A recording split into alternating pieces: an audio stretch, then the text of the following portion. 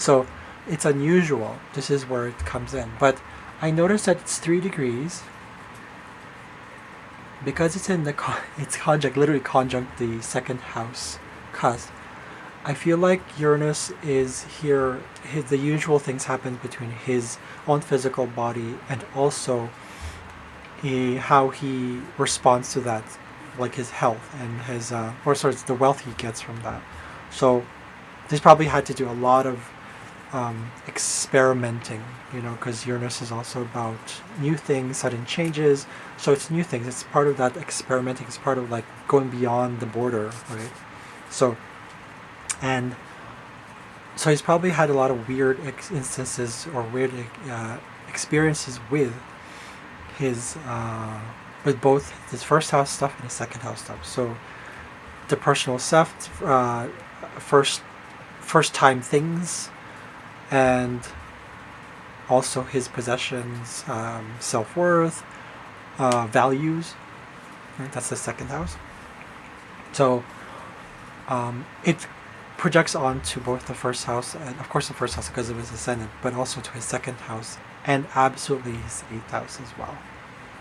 So yeah, so slightly a bit like a 10th house stuff. So again, reputation, right? So there's a Libra effect there as well. And because we also have Eris, all the way naturally, we've only known Eris for most of the people alive today have Eris in Aries, Eris, and it was conjunct to his. Take a look. His descendant. 40 degrees. Yeah, that's right. 8 or 6. Yeah, that's right. It's only 6 degrees orb. 8 degrees descendant to 14 degrees Eris. That's a 6 degree orb. That's still a conjunction. So what that means is like there's a like a sort of a conflict between the way he relates with people and how he expresses himself through that relationships. He hides himself naturally. He likes that regenerative processing of like time alone, and at the same time kind of gets tested and seeing where it goes from where it is in relationships. Eris conjunct descendant, I would say, for me, again, because Eris is it's just barely started its cycle based on what we know and how astrology as a general thing, it represents the energy that's already there. Eris has always been there since whenever, but we're just recognizing it right now, and we're trying to figure out what Eris might mean. But because it hasn't gone through the full zodiacal whatever cycle, we don't know. So, but many speculated Eris is definitely a planet of something close to like I said before, like testing, sort of like kind of finding the balance between this, like finding why creating chaos and discord in life or to people, specific relationships, can actually make people think about why they're doing it. So that's a kind of intention, or as Judy Hall puts it in her book, it's that's the urge to. What is Eris? Where is Eris to us? What is Eris in the psyche? Personally, I think because it rules Libra, it has a lot to do with either keeping quiet or saying something that might kind of make you think of the opposite side. So again, something to do with testing or something to do with like finding out. Yeah, I don't know how to put it. There's no word for it yet, but whatever. There is one. I did figure out a word for it, but I wasn't sure what it was. I totally forgot what it was. So anyways, Eris does that. So because it's Aries, so basically we have this sort of, maybe he's gotten through a lot of relationships or even contracts and open enemies that he kind of held back himself and said, what does this mean? What do you mean? Is this what you want? Really? Is this what you really? That's very Eris, so to speak. I don't know.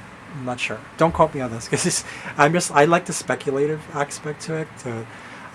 This is why Aries for me also rules Libra, particularly because Librans like arguments, right? We like debates, but not so much arguing, more like debates and figuring out what's this one? It's a very logical. It's air sign. So, but with Eris there, it kind of fits in because Eris, right? She gave the apple, right, to the three goddesses: Aphrodite, Athena, and somebody else. I totally forgot. There was another. Oh, Artemis, I think. Anyways, was it Artemis? I don't know. Anyway, she gave the apple to test them to kind of see.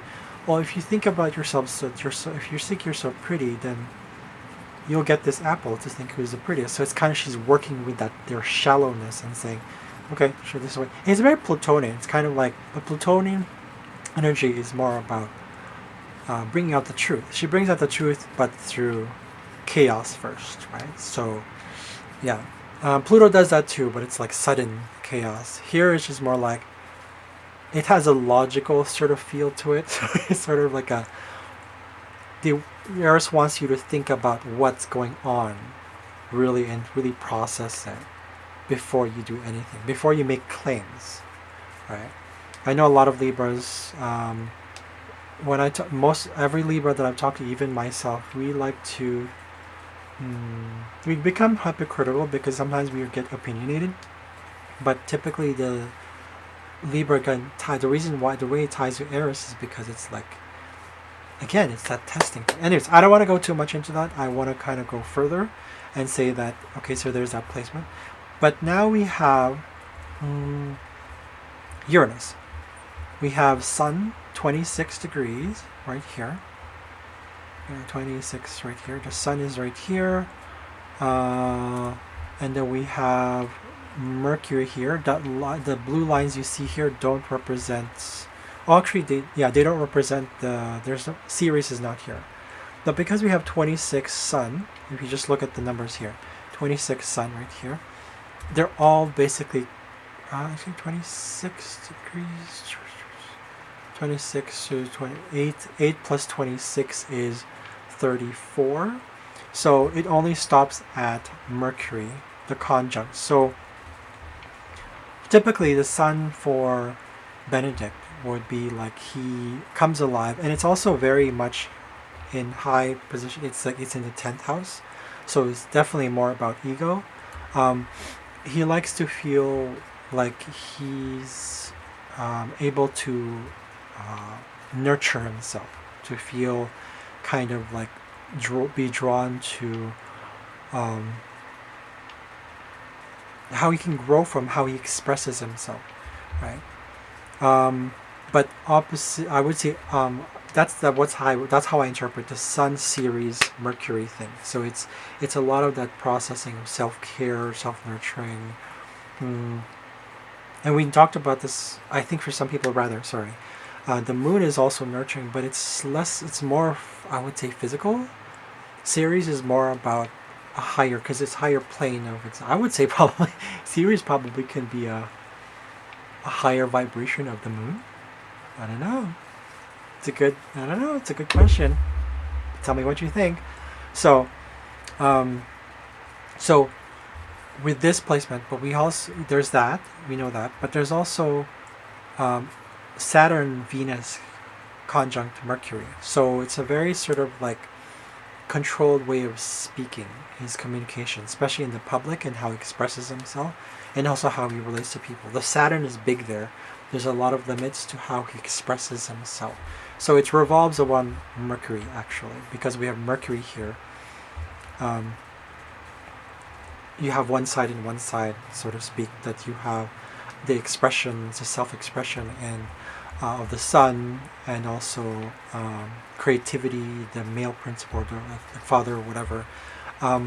Probably he also had a good relationship with his father, maybe very caring as well, right? His father figure as well, the Sun, right? With his, so there's a lot of flow there, but also control because of Saturn. However, if you look at the three, you could look, it looks like three lines, but let's take a look. We have actually all three. Yeah, but that's weird. So 26, 4, 5, 8, that's only 9 degrees orb. 26 Sun, 26 Sun to, what is that? 7, 8, 9. So 27, 28, 29, 0.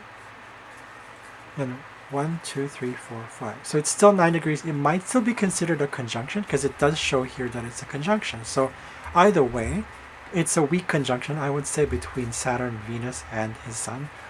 But definitely stronger aspects to his series all the way to Venus here.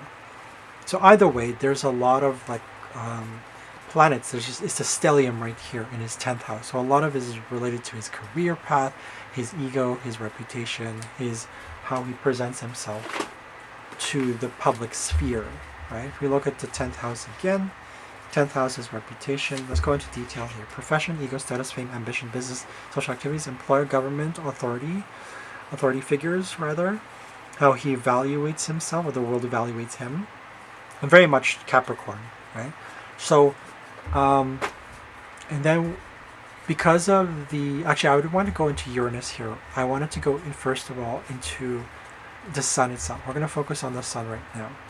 And because it was in Cancer, we have to look at where the Moon is. So naturally, anyone who's, I find this is very interesting. Those people who have Sun in Cancer, I automatically go to the Moon because it has a direct correlation to it. And the Moon is another part of the personality, which is stronger than the other planets, just like the Sun is. Both of them are quite strong because it's part of the, there's a spirit, there's a soul, right? It's basically, the Moon is, again, moods, dynamics, mood, emotions, upheavals, up and down emotions, the desire to come in contact, to touch, right? So fertility, magnetism, sorry, that's the word I was looking for. Desires, right? Personal interests. So with the Moon ruling his Cancer, we have to look at the fact that because Moon was in Aries, he has a fiery Moon, but it also means that it adds back to the fire of the Sun as well. I wouldn't say fire Sun, but like kind of, right? The Sun, the planets are not the one that have the elements. It's the signs and the houses that have the elements. Okay, keep that in mind. So he behaves somewhat. He has that sort of like, he's not so Cancer-like, which is basically typically so there's tenacity, brooding, touchiness, all that stuff, easily hurt. Negativity, the negativity might be less because of the Moon in Aries. Being domestic, very less much so than because of the Aries Moon. And then sensitivity, not in a watery sense, but yes, but also a fiery sense. Traditional, not so much, right? But definitely sympathetic, helpful, right? That's Aries. Aries likes to help especially the underdogs. Sympathetic, emotional, yes, that can be too. Good memory, that doesn't really apply directly to this because it is the Sun.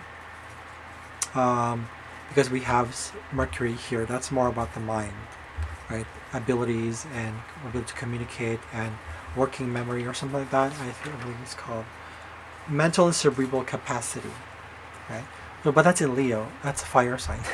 So, but we do have the Sun, only the Sun here in Cancer, and so he has a bit of, he has some things that are not there. It can be lazy as well, especially because of the Aries as well is there.